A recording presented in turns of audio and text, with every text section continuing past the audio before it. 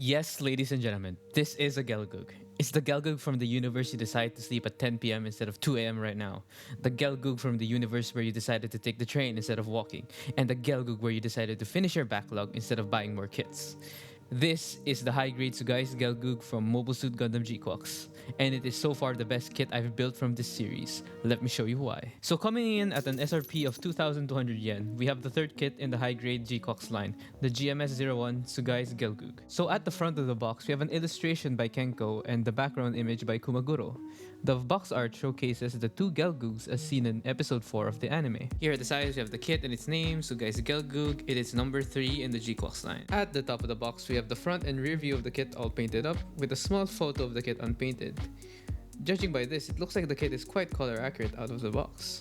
Then at the rest of the side, it is the legal stuff. At the bottom of the box, we have the kit showing different action points. We have it showing that it has a wire and a dedicated hand to recreate the move that it does in the anime, and then a description on its articulation points.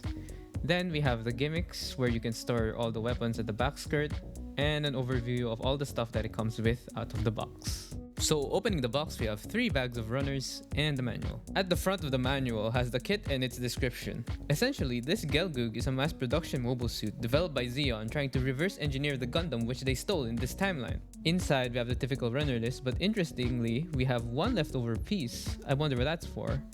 Then we have how to build it, and then we have the usual instructions. At the back of the manual, we have the different poses it can do. You can use this as good reference for posing if you have trouble thinking of poses.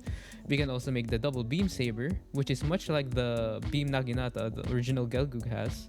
We do have the specs here. The Gelgoog is 18 meters tall, which is around the same size as the RX-78, but is quite a bit shorter than the original Gelgoog from the UC timeline, which is around 19.2. And then at the bottom, we have the color guide.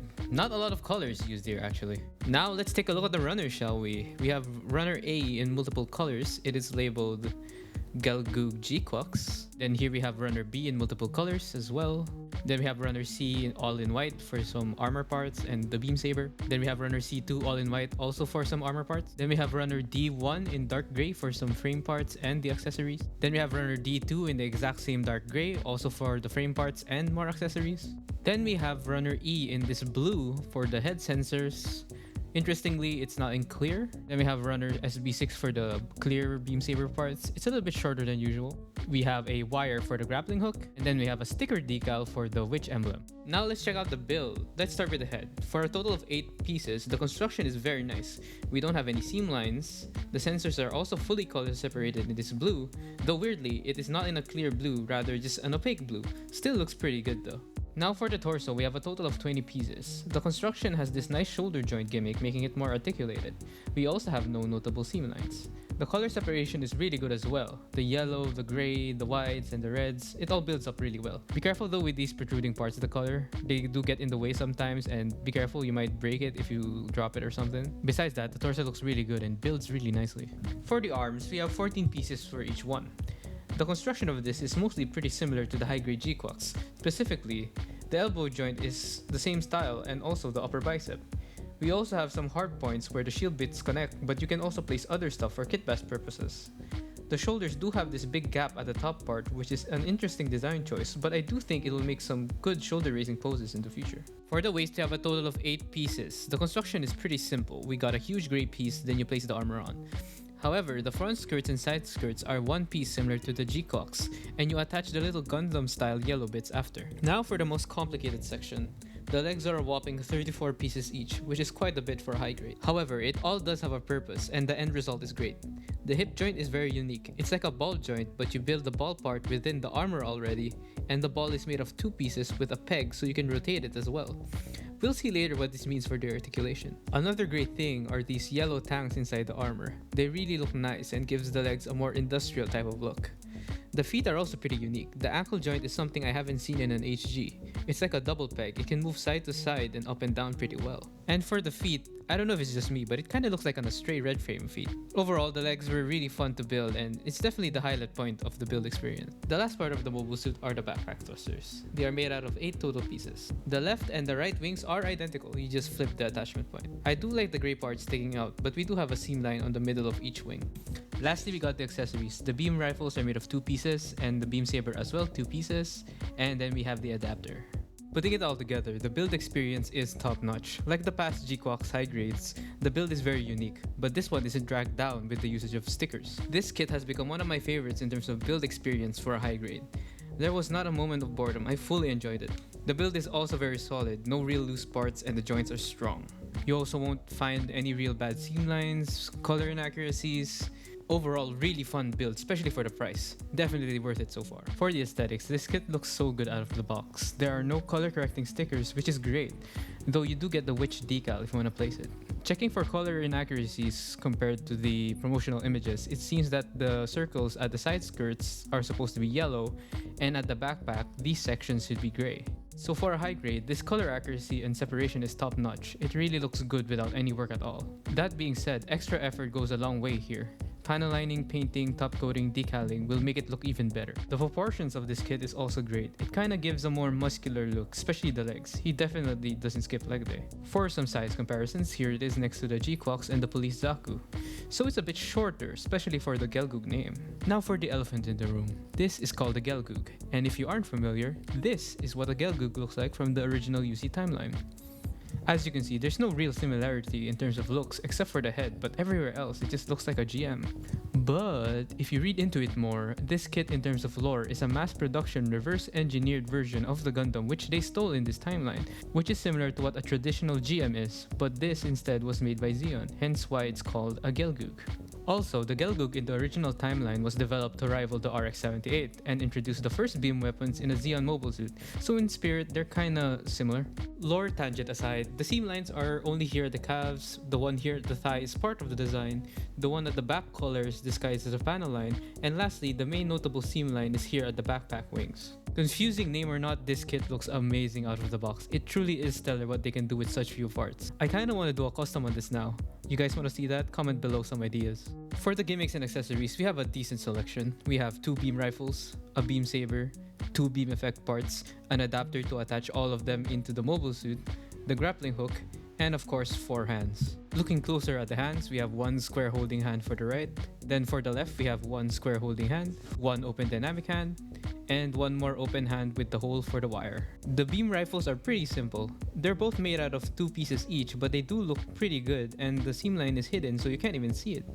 They fit into the square holding hands by sandwiching and they seem to hold pretty well. There's not a lot of weight so I don't expect this to be a problem. Then we have the beam saber. This middle part has to be gray actually.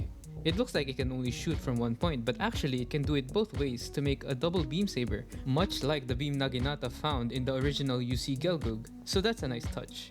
The beams are a bit thicker and shorter than the usual and is slightly UV reactive. You can just shoot it directly into the holding hand easily, but the grip isn't super tight so it can move up and down, but that's not much of an issue since it's stopped by the girthier part of the saber.